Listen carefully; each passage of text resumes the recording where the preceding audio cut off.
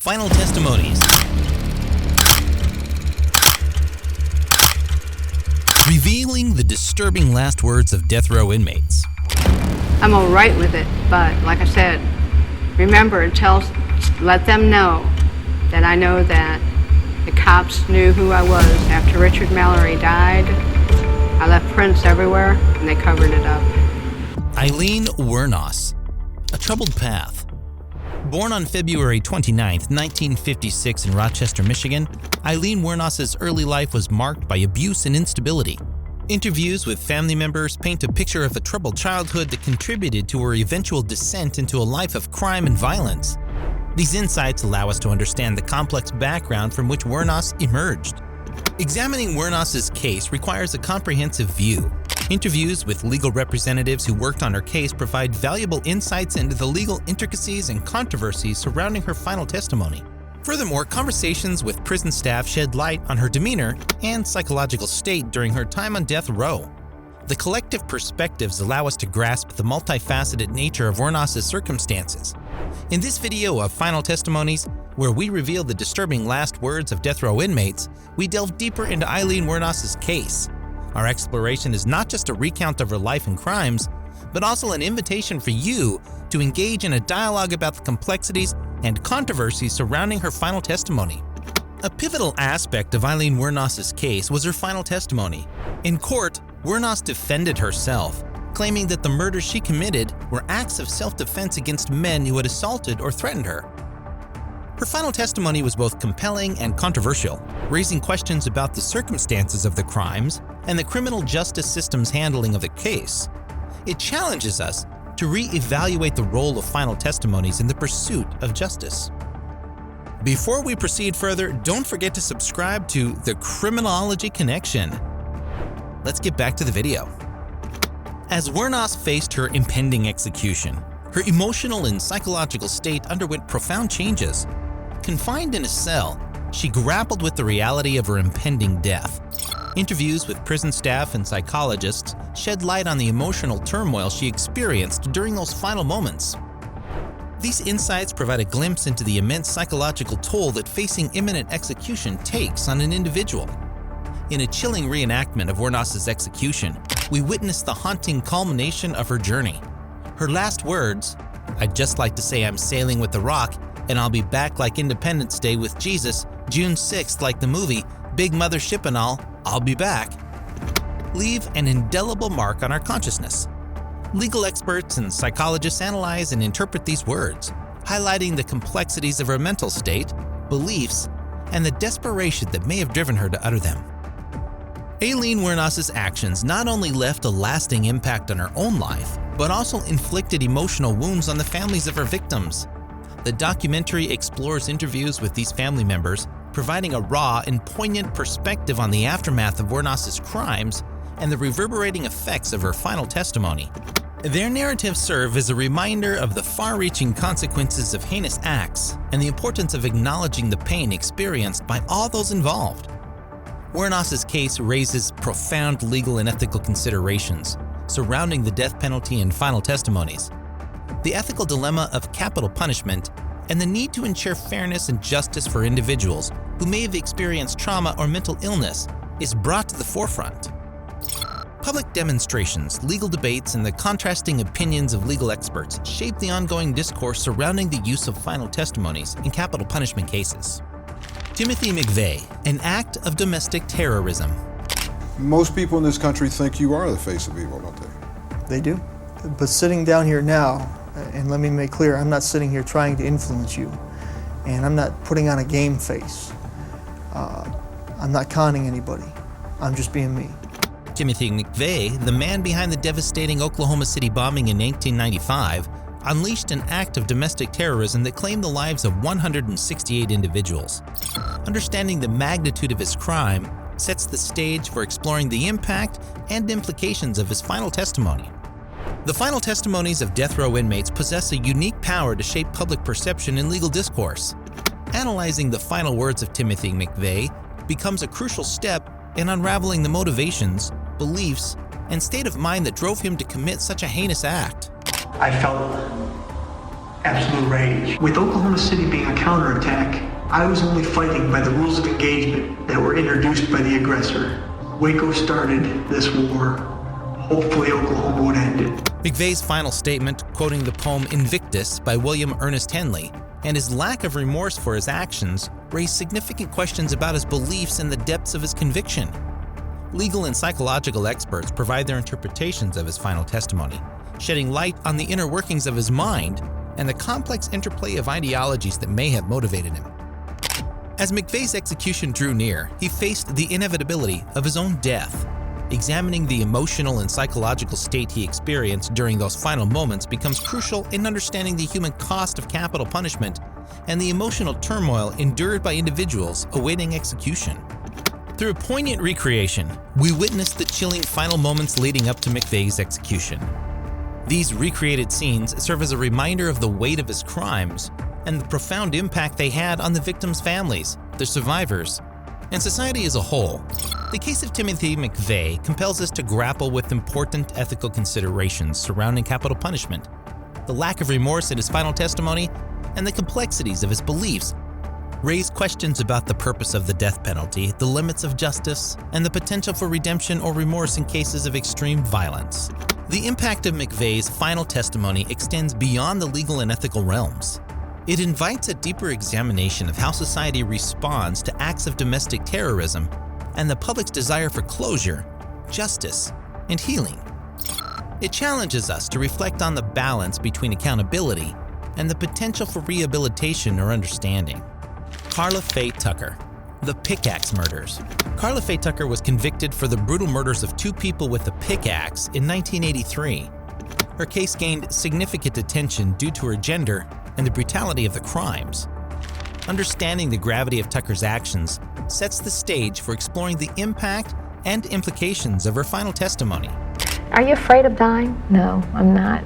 I'm not afraid of dying. I mean, I know where I'm going. I know that Jesus has already gone to prepare a place for me. I know that if I have to go February 3rd, that He's going to come and He's going to escort me personally. I believe that. So I have no fear of that, and I don't worry about myself, but I certainly am concerned for those who are going to be left behind. The final testimonies of death row inmates possess a unique power to provoke introspection and challenge societal perceptions. Analyzing the final words of Karla Faye Tucker becomes essential in unraveling the complexities of her journey towards redemption and forgiveness. Tucker's final testimony revealed a profound transformation during her time on death row. She expressed remorse for her crimes and appealed for forgiveness. Her final statement, "I hope God will give you peace with this," raises questions about the potential for redemption and the role of religion in shaping one's moral compass. Examining the impact of Tucker's final testimony on her case sheds light on the legal system's response to expressions of remorse from death row inmates. Legal experts provide their perspectives on the significance of such testimonies and the complexities they introduce in determining the appropriate course of justice. As Tucker's execution date approached, she grappled with the emotional turmoil of facing her own mortality. Understanding the emotional journey she experienced during those final moments provides insight into the human toll of capital punishment and the profound impact it has on those awaiting execution. Through a poignant recreation, we bear witness to the intense emotional struggle Tucker faced in her final moments. These recreated scenes remind us of the weight of her crimes and the transformative power of reflection and introspection in the face of imminent death. The case of Karla Faye Tucker raises broader ethical considerations surrounding the death penalty. Her expressions of remorse and transformation challenge societal views on the purpose of capital punishment, the potential for rehabilitation, and the potential for individuals to seek redemption even in the face of heinous crimes.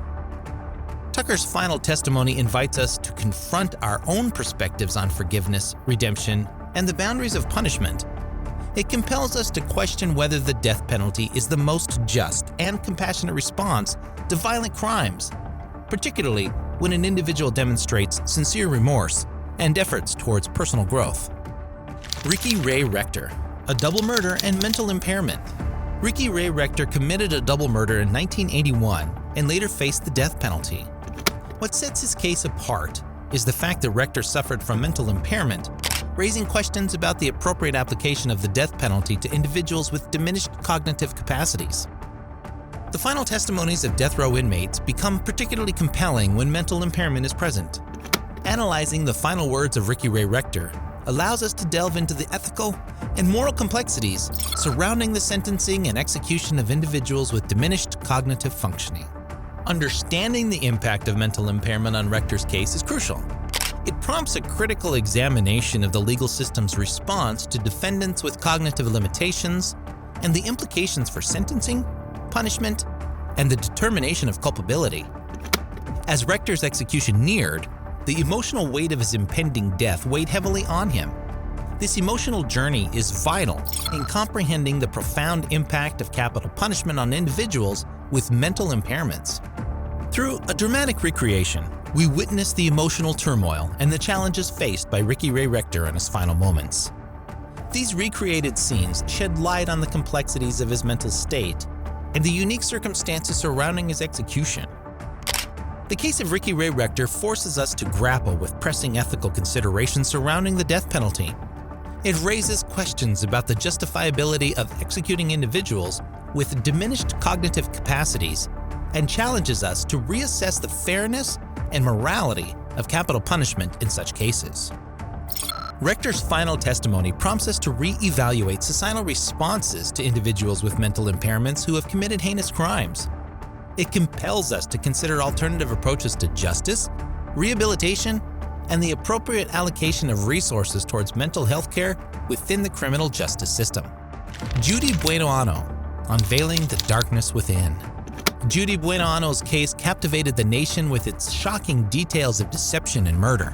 Understanding the depth of her crimes sets the stage for an exploration of the significance of her final testimony and the profound questions it raises about motive, remorse, and the pursuit of justice. The final testimonies of death row inmates hold a unique power to expose hidden truths and challenge prevailing narratives. By delving into Judy Buenoano's final words, we embark on a journey to uncover the motivations and emotions that drove her actions, shedding light on the complexities of her case. Buenoano's final testimony becomes a pivotal point of examination as she proclaims her innocence and asserts that torture is not just punishment. Legal experts and psychologists provide insights into the possible motivations behind her claims, exploring the psychological underpinnings and the complexities of truth-seeking in criminal cases. As Buenoano faced her impending execution, she confronted the emotional turmoil of imminent death. Exploring the emotional journey she experienced during those final moments helps us grasp the human toll of capital punishment and the psychological impact on individuals awaiting execution. Through vivid recreation, we bear witness to the intensity and emotional struggle Buenoano endured in her last moments. These recreated scenes serve as a reminder of the weight of her crimes and the profound impact they had on the victims' families, as well as society as a whole. The case of Judy Buenoano raises profound ethical considerations regarding the pursuit of innocence and the role of the justice system.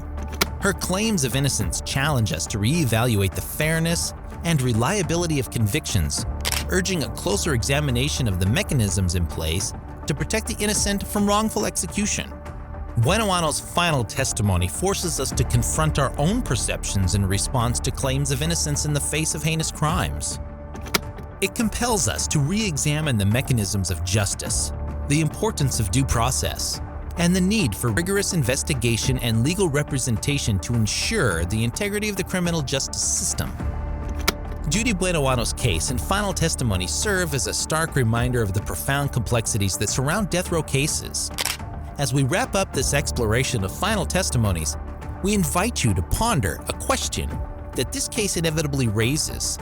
How do we, as a society, ensure the integrity of our justice system, particularly in cases where the stakes are highest and the price of error is human life?